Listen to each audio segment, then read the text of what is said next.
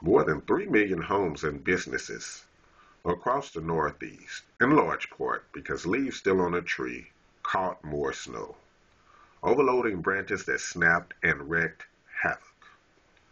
Close to 2 feet of snow fell in some areas.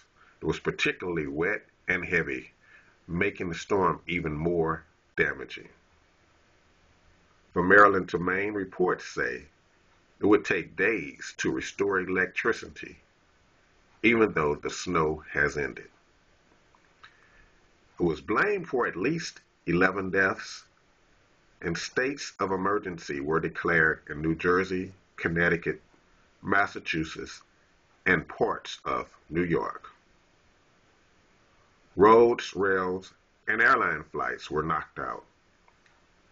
Some passengers were stuck on a plane in Hartford, Connecticut for more than 7 hours. Breaking internet radio news. At least 11 dead, 3 million without power after northeast storm. You hear it here first.